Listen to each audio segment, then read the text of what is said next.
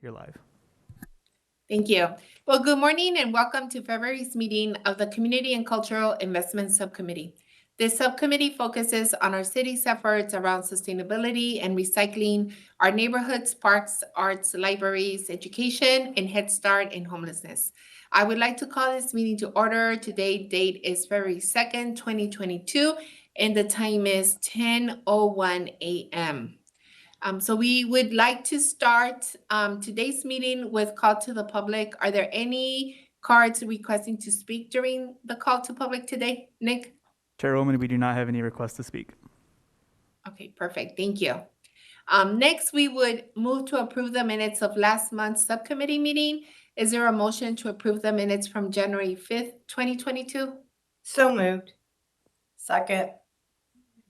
Perfect. All in favor, please say aye. Aye. No one, doesn't seem like we have no one opposed. Great, thank you so much for that. Next on the agenda are the consent items 2 and 3. These items are rental rehabilitation program, project awards, authorization to issue a request to proposal for sale and development of city-owned property in Sunny Slope. Do I have a motion to approve for consent items 2 and 3? Move to approve. Second. All in favor, please say aye. Aye. Anyone opposed? Great, thank you.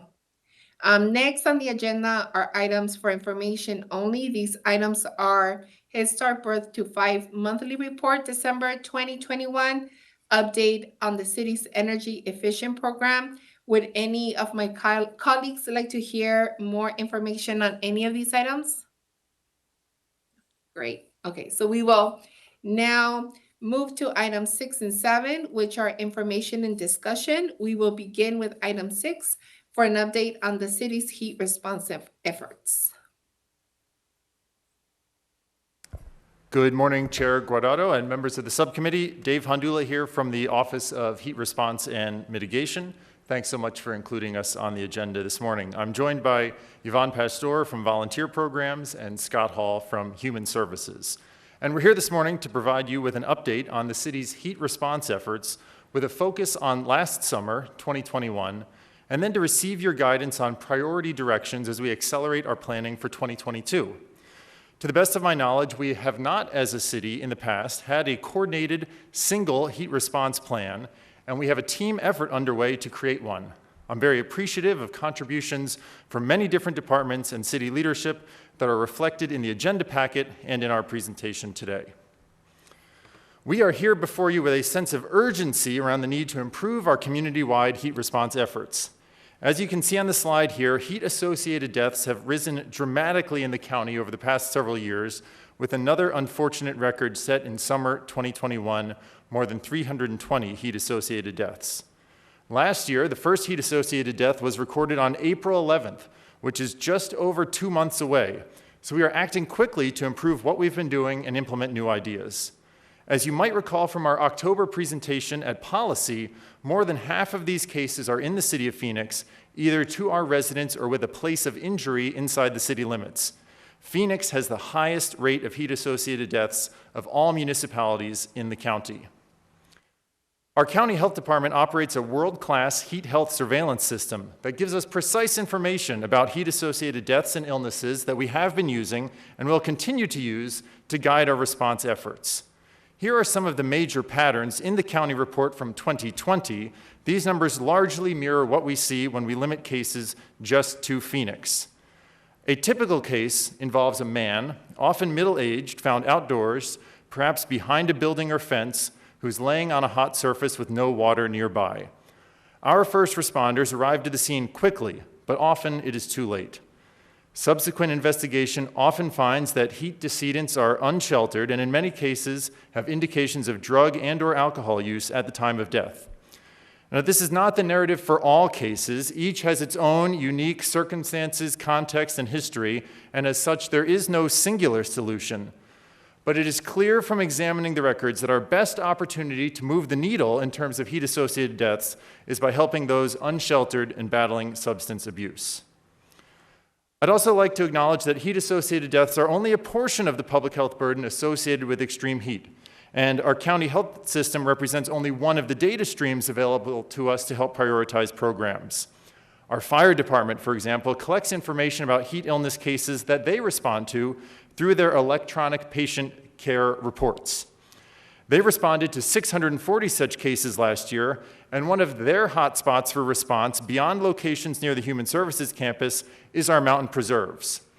Recognition of these hotspots and the risks for both residents and our responders in responding to heat emergencies on dangerous hiking trails during the summer guided our Parks Board to implement new policy last fall that will restrict access to certain trails on some of our hottest days this upcoming summer.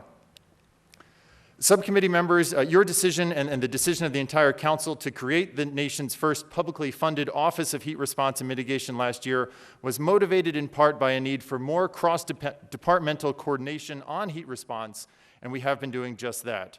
This has been a team effort with guidance from multiple deputy city managers, thank you, and input from a wide range of departments and personnel classifications. We've assembled a citywide heat response team with the mission shown on the slide here that builds upon language in our 2021 Climate Action Plan. And that team has rolled out a 6-month planning process to create a citywide heat response plan for this summer. The process began last November, just a few weeks after our office started staffing up. Many departments joined a planning meeting in November, and we've been having individual and small group conversations in the time since to build a global understanding of all of the city's heat response programs. We're now about 90% of the way through those conversations and very appreciative of the contributions made across many departments thus far. And thanks to those contributions, we now understand that there are at least 15 different programs and services that the city leads related to heat response. These programs are part of a larger network of programs operated by county, state, and federal agencies, nonprofits, religious institutions, and other partners. At least 15 different city departments are involved in making these programs run. And as you may have read in Attachment A, these programs are impressive in their breadth and span efforts from distributing water at our city pools, to safety measures enacted for our city workers who are outdoors, to holding landlords accountable to meet the city's cooling ordinance. I'm now very pleased to welcome two of my colleagues, Yvonne and Scott, who are going to give us a closer look at a couple of our flagship heat response programs focused on our most vulnerable residents. Yvonne is Director of Volunteer Programs for the city, and Scott is a Special Projects Administrator with Human Services. We'll go to Yvonne first to hear about the Heat Relief Network and We're Cool. Thank you, Yvonne. Thank you. Thank you, Dave, and good morning, Chair Guardado and members of the subcommittee. I'd like to share a few comments with you about a program we are very proud of that engages members of our volunteer community to help provide important heat response services. First, though, I would like to provide some larger context about one of the major pieces of our regional heat response strategy, which is the Regional Heat Relief Network that is coordinated by the Maricopa Association of Governments. The Heat Relief Network includes different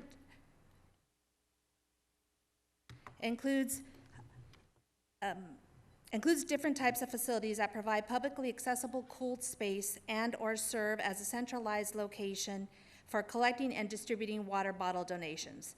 A wide range of organizations opt in to participating in the Heat Relief Network in some capacity, and there were approximately 100 locations in the network last summer.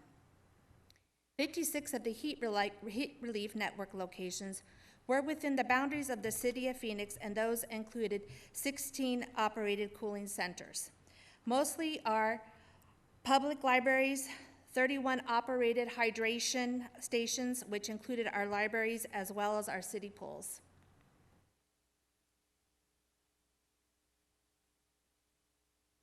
Of course, the facilities in the Heat Relief Network will not effectively serve the public if people do not know where they are. We know from previous evaluation of the Regional Heat Relief Network, as well as the experiences of our staff and those with lived experience, that traditional media channels are not sufficient for reaching some of our most vulnerable neighbors, and that word of mouth and direct contact are very impactful. Recognizing this need, we began activating Phoenix Fire's Community Emergency Response Team, otherwise known as CERT volunteers. CERT members head out into the community to distribute information, maps to cooling centers, and water resources through direct contact. We partnered with several agencies and research partners to identify priority locations for our CERT volunteers to visit. The number on the slide here are from an outreach campaign before the pandemic showing our reach.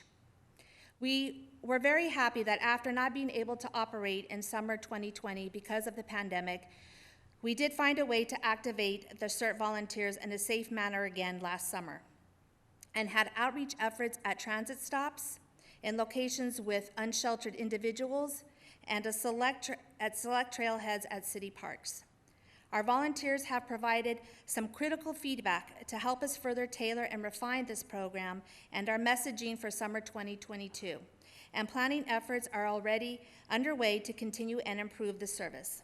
I'd like to hand the floor off to my colleague, Scott Hall, who is Special Projects Administrator with the Human Services Department, who will share a brief review of some of our efforts last summer to provide heat relief for some of our most heat vulnerable neighbors.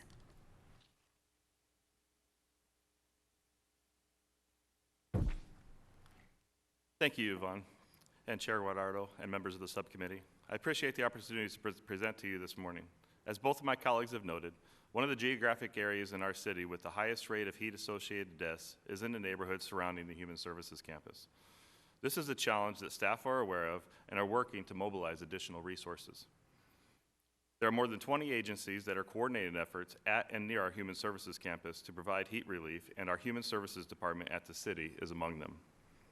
To briefly highlight some of the services that were provided last summer from the partnership, there were additional cooling resources at Jackson and 9th Avenue and Justice Center, extra shade structures, canopies, and water resources. The county's effort to create new overflow shelter capacity with overnight access was a major asset and recorded more than 11,000 visits last summer. Councilwoman Ansari led the effort to provide an air-conditioned city bus near the Human Services campus to provide heat relief starting in July. There were nearly 13,000 visits to the bus. Behind the scenes, we were also working on contracting and logistic arrangements for a new sprung structure that will be an important addition to our heat relief portfolio in this upcoming summer. I'll now turn it back over to David. Thanks so much, Yvonne and Scott. Chair Guardado and members of the subcommittee, the focus of our presentation today was to review what we have been doing for heat response to lay the groundwork for hearing your guidance and ideas for improvements this summer. As you read in the agenda item, there are already a number of exciting ideas that have come out of our planning conversations, including many that could be classified as low-hanging fruit, ready for implementation this summer with modest staff time and little to no financial commitment, although we're of course curating more substantive ideas. Ideas that are ready for immediate action that align with some grant funding that we have available include employee and volunteer training. Multiple departments have expressed interest in receiving training about the city's heat response programs and services to ensure that their employees can effectively refer residents and visitors to community resources. With respect to volunteers, we are looking into new models for engagement, including by conducting telephone and web-based wellness checks to help prevent cases where people's homes become too hot without timely response. Signage and messaging. This includes getting more physical, visible signage on our streets, at public facilities that guide people to city cooling centers and water distribution sites. Inadequate signage has been recognized as a need for many years. This item also includes new approaches to public communication. An interesting point brought to us by fire is that residents who call in cases of possible heat illness that they spot on the streets could do an even better public service by remaining on the scene until first responders arrive, helping flag down those first responders and ensuring they get to the right spot as quickly as possible. We'll be working with communications to develop some relevant content. And heat response resources. This includes the work of our Chief Innovation Officer, Michael Hammett, exploring new ways to provide water in the public right-of-way, coupled with perhaps reusable bottles to offset at least a portion of the hundreds of thousands of single-use bottles we distribute each summer. It also includes basic resources like shade canopies, water coolers, and safety supplies at city trailheads that remain open through the summer to help protect our park staff who work those shifts and help the public who visit those sites. And finally, subcommittee members, please know that we are engaged in dialogue with council offices and across departments about ways to support other significant and, in my opinion, necessary improvements to our heat response efforts. This includes our dialogue with you related to the American Rescue Plan Act, infrastructure funding, and other larger scale investment opportunities that may come our way. 3 of the heat response improvements we would like to pursue that would require some additional investment include increasing access to cool and shaded space, particularly for our unsheltered neighbors. These ideas also include expansion of our weatherization assistance program above our current pace of 130 homes per year, and addition of backup power capacity at city facilities that could serve as cooling centers in the event of summertime power failure.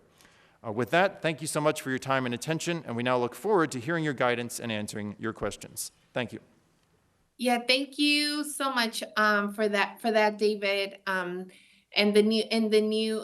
everyone in the new Office of Heat Response and Mitigation.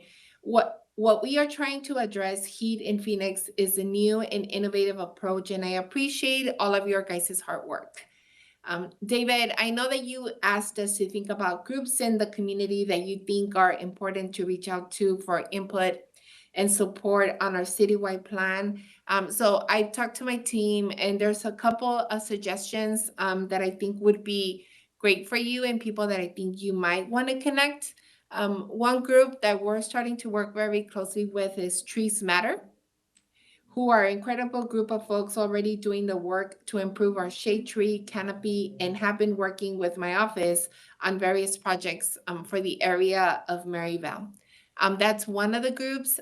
Then another group is Central Arizonans for a Sustainable Economy case, who look at ways to ensure our efforts for sustainability include bringing good paying jobs for our residents.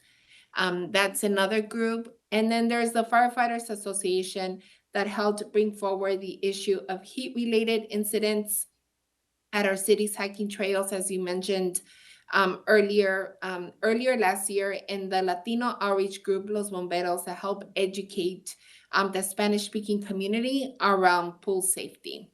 And then I would ask that you connect with the University of Arizona School of Public Health that has been looking at the social determinants of health and effects of heat in our working class neighborhoods. And then finally, specifically to our district, I know that the Watts College at ASU has been working in neighborhoods on various efforts. I would like to see if there are ways that your office could coordinate with their team and see if there are shared areas of interest related to heat mitigation. And then also from my perspective, one of the main pieces missing from the puzzle right now is the hard data on the impacts of heat across Phoenix. I would really appreciate a deep dive that looks specifically at the Maryvale and South Phoenix areas that we know have the largest urban heat islands in the city. And last but not least, we know that President Biden's infrastructure law offers incredible opportunities for funding our citywide efforts. I would like to hear more from you and your team about how we can leverage these funds and what efforts we should be making now to pursue them, and figuring out how is it that we work with all the different departments as you're looking at this. Like, I want to make sure that as we're going after the infrastructure money, that we are all working together, between you and streets and parks and everyone. Like, how is it that we can make the biggest impact to really be able to make a real impact in these heat islands that we have throughout the city. That's what I had. Councilwoman Ansari, do you have anything? Go ahead. Sure. Thank you, Chairwoman. Well, first of all, thank you, David, so much for the presentation. Thank you. We're just so excited to have an actual office for heat response, and the fact that you're coordinating across all of the city departments is going to make a big difference, I hope, this year. I think, it's important to note that 2 of the 3 zip codes with the highest death rates are in District 7. And as Scott and I were on the Human Service Campus quarterly meeting last night, it's just terrifying to see how quickly the numbers outside the campus are rising. Just a couple weeks ago, at our last council meeting, I had talked about how it had gone from 200 to 500 in the past 3 months. And last night we heard that there's now over 720 some folks out there. So I think in terms of priorities for me, first of all, it's that with short-term help, we make sure we start early. I know last year, our first heat-related death, I believe, was in April, and it's gonna be really hot in April. So I just don't want June, July to come around and we're responding then. So, I know you showed the slide with the timeline, and honestly, I think it just went a bit quick, but if we could just make sure that we're in motion by April when it's actually hot outside, that would be great. Really love the low-hanging fruit that you mentioned around reusable water bottles. I think we need to have a set plan in place to distribute cooling supplies, especially around the campus, but all across the cities, whether that's water bottles or umbrellas. And I hope that we have a bank of these available for mutual aid and nonprofit groups that serve different communities. I know last year, the Sagrado Gallery on Central Avenue, right along light rail construction, held their own heat relief effort. So, and Councilwoman Guardado just mentioned other organizations. There's just so many we can partner with, and I know that you've been talking to a lot of those.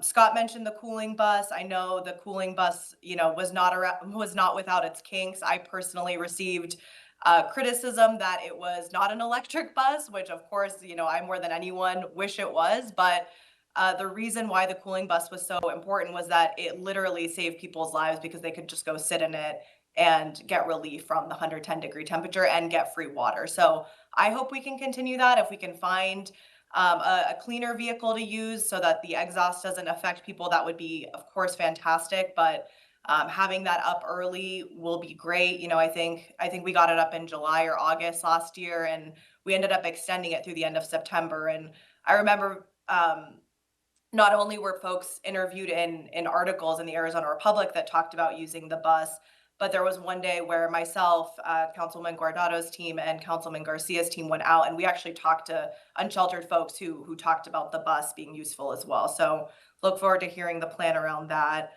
And then third, in terms of priorities, you touched on it, but I think it's just the communications piece. I know, again, we're dealing with, populations that may not have cell phones. Word of mouth, like you said, is really important, but I do think better signage shouldn't be that difficult.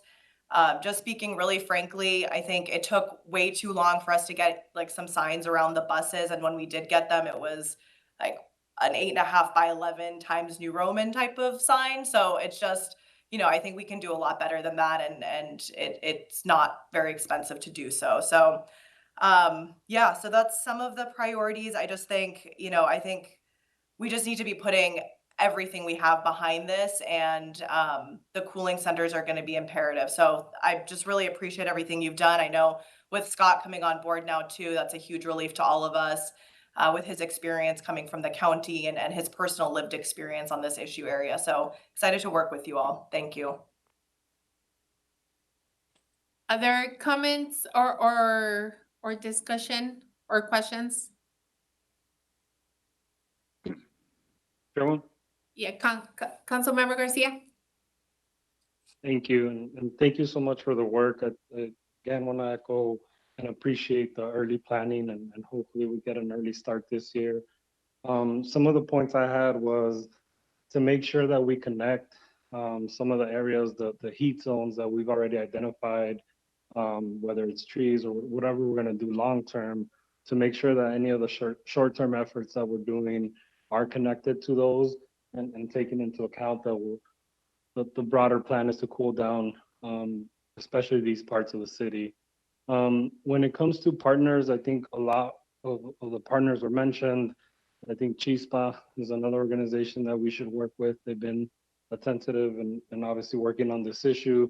But I really hope that someone from y'all's team, if we need to add a position, that's another conversation, but someone that should play the coordinating role. I think a lot of churches, a lot of different organizations are willing to help, especially in the July, August months. And I think it's a matter of us figuring out how to connect people to each other. One of the things brought up in our conversation is figuring out night relief. I think I agree with the buses. They saved lives last year. So is there, other ways that we can figure out, either to put the buses back out or figuring out other ways to support people during the night. I think a respite center is something, 2 years ago we were able to use the convention center. Because of the pandemic, I don't see us being able to do that again. But continuing to figure out or look for either city spaces or a space we can purchase, or figuring out a permanent respite site, whether it's something that we can, something that we put up in the summer and take down, or something that's more permanent. Last thing I wanted to put out was also supporting renters, and figuring out ways to continue to enforce. There's a lot of folks that might be living out there that might, their AC was broken or so on. So continuing to support also those individuals. And yeah, I think other things I was going to bring up were covered by my colleagues. So thank you so much. Great, thank you for that. Any, Councilwoman Stark? Thank you. One other thought is that you connect with the Healthy Giving Council. That is a faith-based organization. Really, it started with street feeding, but I think they have great connections with places of worship, and they might be very helpful. Pastor Jerome is great, and he's very committed to helping. And so I think maybe if you reach out to them as well, they're a great organization. And I'm sure they could do some wonders with our faith-based community. Thank you. Councilwoman Ansari, did you have something else? Yeah, I just have 2 questions. David or Scott, can you just remind us, is the sprung structure, it is on track to be completed now by the end of February? Councilwoman, that is correct. It is on track to be completed by the end of February. Okay, perfect. And then what, I don't remember who it was. Someone mentioned something about water in the right of ways. Can you elaborate? Hopefully you heard that correctly, but can you elaborate what you meant there? If you're referring to the potable water for the people staying out there unsheltered? I think so, yes. Yeah, so we're currently working with the Human Service Campus to rapidly get additional restroom facilities Right. outside the sprung structure. And in addition to that, we would like to provide potable water for the clients that provides cold water as well, along with hand washing stations. So those are 2 of the things we're rapidly working on. Okay, perfect. And do you have a time? I know we were originally thinking about doing that with the Andre House and that didn't work out. Do you have a timeline on when these additional bathrooms may be ready? Thank you, Councilman. That's a good question. So we have a couple options. One of the options is for a container that's converted to a restroom facility that is what is already going to be on addition to the sprung structure for the restrooms. What we're looking at is doing an additional one for the people staying unsheltered out on the street that would have access and also security provided. But that's a 2 to 3 month lead for the purchase of that container. So we're also looking at rental facilities to do in the interim. So we're hoping to have some restroom facilities, fingers crossed, within the next few weeks, hopefully. Okay, perfect. And the water piece of it? Again, water piece would probably be the same as the rentals. So there's logistics to it. So we also have to get fencing and gating in place so that it supports the flow of clients, so that we can leverage the use of the security that's already going to be at the sprung structure. So again, I don't have solid timeframes on that, but we're hoping to have these things implemented within a month. A month. Okay. All right. Thank you, Scott. Great. Any other questions or comments? Great. Well, once again, thank you so much, David. Thank you so much, team, for all of your guys' hard work. And I think we are now going to move on to item 7 and get an update on our solid waste utility financial plan from Public Works. Chairwoman Joe Giudice and his team are coming to the table now.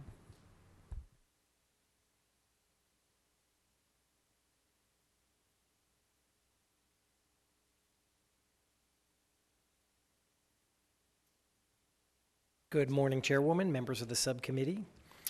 Just a quick note on, with respect to the last presentation, one of the roles that the solid waste utility has the fortune of being able to play is we're out in the community throughout the city on a regular basis. And one of the things we have certainly trained with our crews is to look for people in distress. And I think we can continue to work on that from the heat relief perspective and make sure that we get good training for our folks so we can be a resource to continue to help. The purpose for our presentation today is to give you an update on our solid waste financial plan and our solid waste capital plan.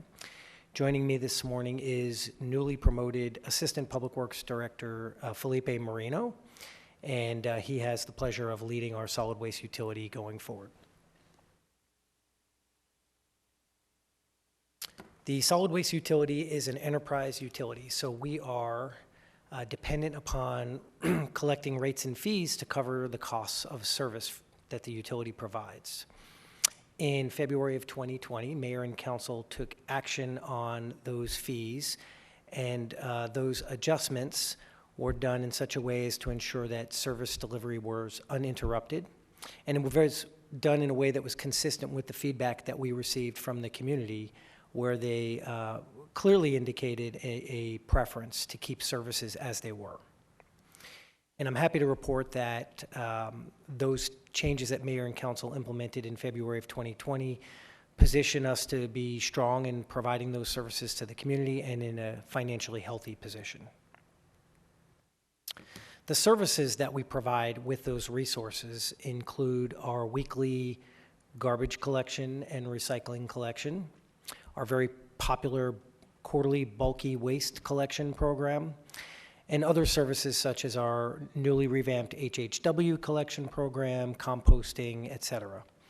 It also supports the facility assets that we need to provide these services, so that our transfer stations, landfill, recycling facility, compost facility, et cetera. Of course, the people that carry out these services every day.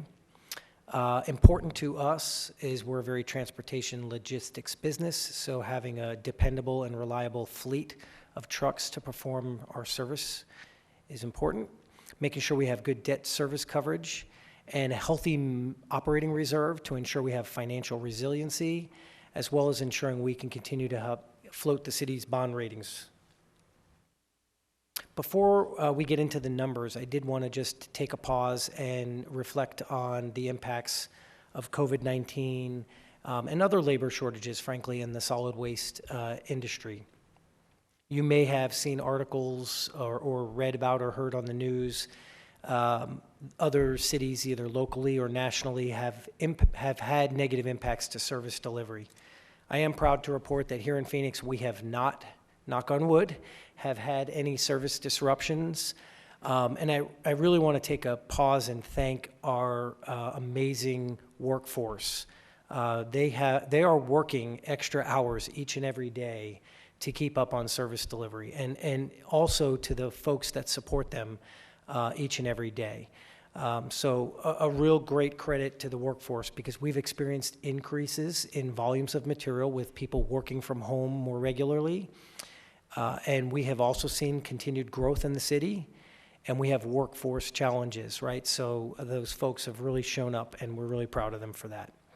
I'm going to turn it over to Felipe Moreno, who's going to walk us through the revenues and expenditures. Good morning, Madam Chair, members of the subcommittee. As we look at our revenues, they're really centered around three areas that we collect revenue. One is our monthly solid waste residential fee, as well as our disposal fees at the tip floor and landfill, so our two transfer stations and landfill, and then the sale of recyclables that we collect from the community. So as you can see, from 2020 to 2021, revenues are coming in higher than expected in our projections for 21-22. So 160 million in revenue for our monthly fee. In 2021, we're about 8 million, a little over 8 million more for 21-22. Disposal fees were up 13.1 million from 12.2 the previous year, and then we're also increasing our recycling revenue by 2 million from the previous year. And this is really due to a few things. One, growth. We're growing rapidly, as you know, in the city, as well as rate adjustments that the Mayor and Council approved. And then the recovering recycling market has also contributed to our ability to increase our revenue. Additionally, the Public Works Department is always on the lookout and aggressively pursuing other funding sources outside of our dedicated resources. So we've received $10.4 million in grants for 21-22. Due to the mayor and council's leadership, we were allocated $10 million in American Rescue Plan money, as well as $50,000 from the U.S. Department of Agriculture and another $350K from the Recycling Partnership. So this will help us further our diversion goals and continue to increase our operational efficiencies and process improvements. And looking at operating expenditures, so this is really coming from a few areas that we have to maintain. One is our critical business, the core business that Joe spoke about, providing our essential service with people, with equipment to provide solid waste collection in the community and around. We also have debt service we have to continue to maintain, as well as the minimum operating reserve that we have to continue to manage. So as you look, 2021-22 budget, we had $170 million in expenditures, which was our budgeted expenditures, but we are looking to come in just under at $169 million for 21-22. And this is a shout out to staff for their continued diligence to maintain our spending and control costs. Additionally, we also have the pleasure of expanding our contribution to Project Assist. So as you know, Project Assist is a utility assistance program that helps Phoenix residents who are experiencing crisis in paying their utilities or other financial obligations. And so due to the leadership of mayor and council, we've been able to increase that contribution for 21-22 to $360,000 from $220,000 the previous year. As Joe mentioned, fleet asset replacement is critical. We can't do our job without good equipment out there in the community. In years past, due to budgetary constraints, we had to defer a lot of our replacement, which contributed to the aging of our fleet. And so due to the leadership of the Rate Advisory Committee that we convened a couple years ago, as well as the action taken by mayor and council, you can see that we are in a much better place coming up on June 2022 than we were in 2018 with our vehicle replacement schedule. And this is something we continue to manage to ensure that we keep a healthy fleet to be able to do the good work and make sure our employees out there have the equipment that they need.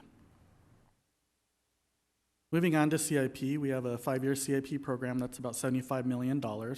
As you can see, the lion's share of that is really around our transfer stations and landfill operations at 50 and 35%. But then we also have obligation to continue to maintain our 5 closed landfills around the city.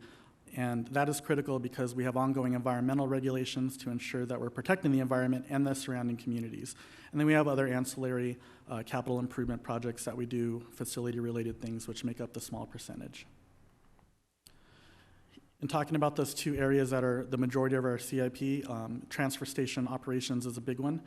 And we really focus on 3 things: critical infrastructure, making sure that our transfer stations are structurally sound, that they're safe for operation. So things like fire, life safety, electrical, things of that sort, as well as our material facility, recovery facility upgrades. So at North Gateway Transfer Station, we recently upgraded some of the equipment there to help increase the yield and recovery of our clean recyclables, as well as you may know, 27th Avenue is a big project. We're totally renovating the materials recovery facility there to bring in state-of-the-art equipment to really enhance our recyclable recovery and sale at market. So that's going to be a really exciting project. And then we also have program assessment, which is just our ongoing audit and evaluation of our infrastructure to ensure that we're structurally sound, that we're safe for operation, and that we are efficient. Moving on to landfills, the landfill operation, we have our landfill at SRD 5, and then I also mentioned our closed landfills around the city. And so this is really to ensure that we have regulatory compliance under control, groundwater, air quality, waste management that comes into the facility, as well as making sure that we are protecting the integrity of the landfill to extend and preserve the life of the landfill that we have that is currently open. And with that, I'd like to thank you, and we'd be happy to take any questions. Any questions? Councilwoman Ansari. Thank you, Chairwoman. Thank you so much for the presentation. I'm wondering for the vehicle replacements, what the RFP process looked like and if we received any proposals for zero-emission vehicles.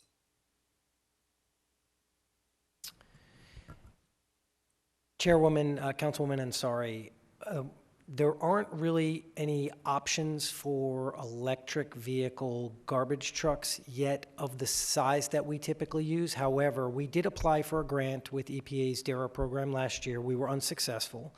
We'll be applying again, and we are actively working with a couple of vendors on options. We are very excited about the prospect of working some electric vehicle technology into our fleet, and our future RFP process will include electric vehicle options. I think our RFP process was a couple of years ago, and so those options didn't exist at that time. Okay, so when does the next, when are we going to be ready for a new RFP process?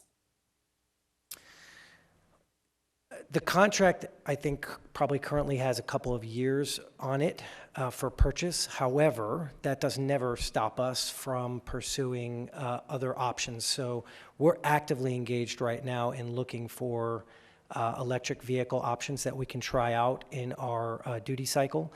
And so I would anticipate, again, we'll be applying for DARA grant awards again this year to see if we can get some support on one or more electric vehicle options, and we're going to continue to work with the vehicle manufacturers to see if there's some options that come into the marketplace that we can trial.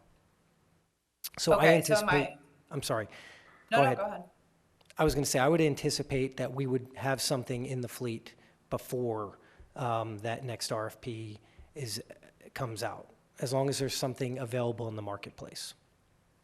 Okay, so am I understanding correctly that your current contract is flexible enough so that if the manufacturer has options, you're able to test them and use them? Yeah, or we can just rebid. You know, whether we have an existing option under a current contract or we need to rebid, we can just rebid. Okay, all right, great, thank you. So, Joe, if I can just follow up to that, you said that it had something to do with size. Is that true? It's my understanding, and I can follow up with our fleet folks, and we can talk with you, you know, come back and speak with your office. It's my understanding that there's some news about some communities piloting some electric garbage trucks. They're kind of a really small truck design and service routes that are not consistent with routes that we have here in Phoenix. So we don't really have an application for those, but they are working actively on a larger engine size, motor size garbage truck that could be applicable in our work cycle. Yeah, I guess the reason I was asking, these areas where we have the electrical vehicles, do they also do pickup in the alleys, or or does it make it easier to be able to pick up the way we do, like up front of the homes instead of the alleys? Does that create a challenge for us?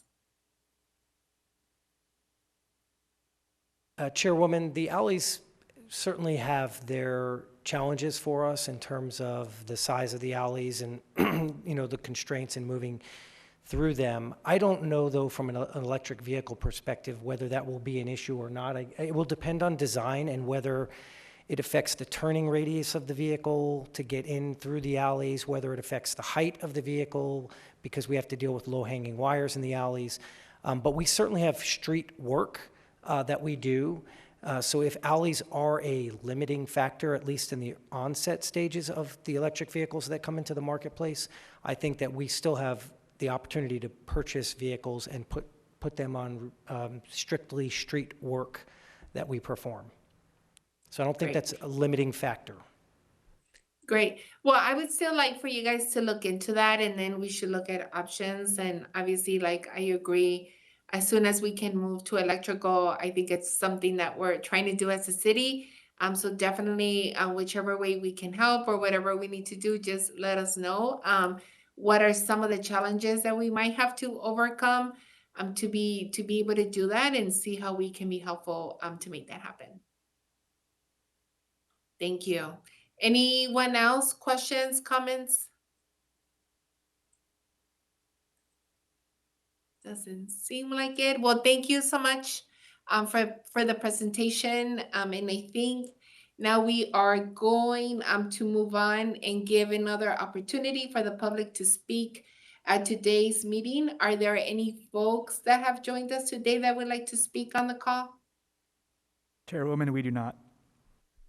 Okay, great. And with that, do we have future items that my colleagues would like to add to the agenda for next month or in the future? Councilwoman Stark?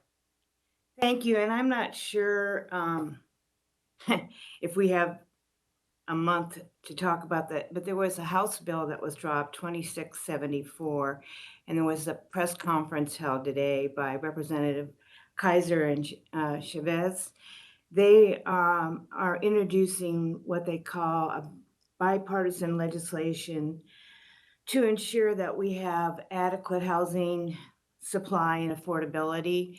I've taken a look at the bill, and I know housing affordability is a huge issue, especially for this subcommittee, but the bill seems to have some questions to it. I don't know if we can have staff give us an analysis or a presentation. I don't know how far the bill's going to go, but clearly if they're having press conferences, there's some keen interest in this bill. So I would like to find out more about that. This seems like this is the right committee because we deal with affordable housing here. Councilwoman, we can check on the status of that, and we can also see if it would fit into the timeline that you have, or if there's maybe another way we can get that information to you all. Okay, thank you. It's a big bill, and I have a lot of questions. It actually addresses zoning. It appears it might give some affordable developments by right, and they don't have to go through zoning. I think we need to discuss it and see how we should address it with the legislature. So thank you. Other comments or items that my colleagues would like to add to future agendas? No. Okay, so with that, if we don't have anything else, I would like to thank everyone for being here today. And with that, we are adjourned. Thank you.